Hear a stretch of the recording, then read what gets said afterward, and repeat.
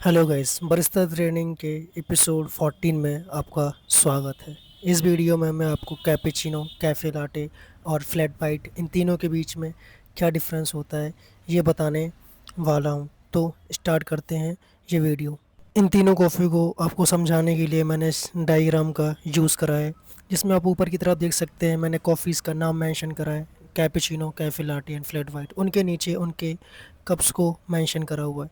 ठीक है, तो स्टार्ट करते हैं कैपेचिनो से। कैपेचिनो में आप सबसे नीचे देखिए जो 30 ml लिखा हुआ है, वो मैंने कॉफ़ी शॉट को दिखाने के लिए लिखा हुआ है। या आप मान सकते हैं कि ये हमारा कॉफ़ी शॉट है। कैफ़े लाटे में भी मैंने 30 ml लिखा हुआ है, फ्लैट वाइट में भी मैंने 30 ml लिखा हुआ है। तो ये हमारे कॉफ़ी शॉट हो गए हैं। ठीक है, तो सबसे पहला कॉन्सेप्ट ये है कि अगर आप कोई भी कॉफ़ी बना रहे हैं, चाहे वो कैपेचिनो हो, कैफ़े लाटे हो, फ्लैट वाइट हो, तीनों में सेम शॉट ही जाता है। ठीक है, अब भले ही आपकी एसओपी अलग हो सकती है जहाँ पे आप काम कर रहे हैं, पर तीनों में सेम शॉट ही जाता है। ठीक है, अब उसके बाद 30 ml के ऊपर आपको दिख रहा होगा मिल्क। ठीक है, तो आप देख सकते हैं कि कैपेचिनो में मिल्क का पोर्शन कम दिख रहा है, कैफ़े लाटे में मिल्क का पोर्शन ज़्यादा दिख रहा है एंड फ्लैट वाइट में मिल्क का पोर्शन उससे ज़्यादा दिख रहा है। ठीक है, तो दूसरा अंतर इसमें तो यहाँ से अपने डिफरेंसेस चालू हो जाते हैं। जो कैपेचिनो होता है उसमें मिल्क मिल्क बोले तो जो स्टीम मिल्क होता है, लाइक प्रॉपर मिल्क होता है, वो आप देख सकते हैं जो हमारी सर्विंग साइज़ है उससे आधा हमारा एस्प्रेसो शॉट है, आधा मिल्क है और आधा फॉर्म है।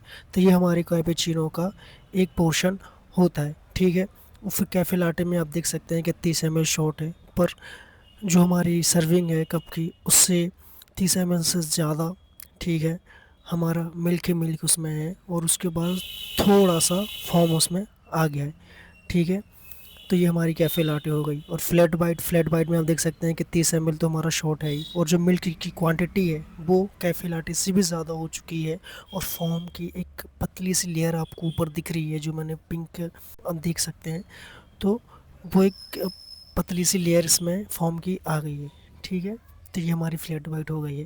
तो इसको हम कैसे एक्सप्लेन कर सकते हैं कि जो कैपेचिनो होती है वो लेस मिल्की और मोर फॉमी होती है। अगर किसी को मिल्की कॉफ़ी पसंद नहीं है तो उसको आप कैपेचिनो सजेस्ट कर सकते हैं। ठीक है, उसके बाद जो कैफ़े लाटे होती है वो मोर मिल्की होती है कैपेचिनो से, पर उसमें भी थोड़ा सा फॉर्म आता है। तो जिनको थोड़ा सा मिल्की टाइप चाहिए तो उसको आप कैफ़े लाटे सजेस्ट कर सकते हैं।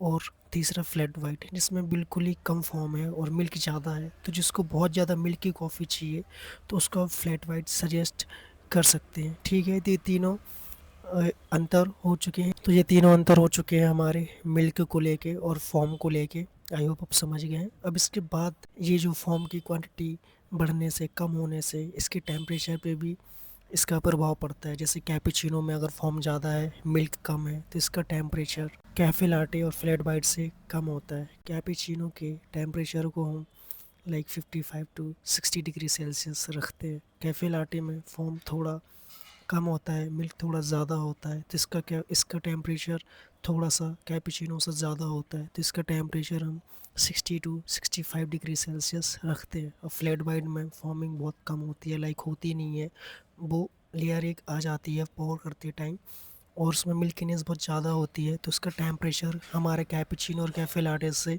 ज़्यादा होता है क्योंकि उसमें मिल्क है।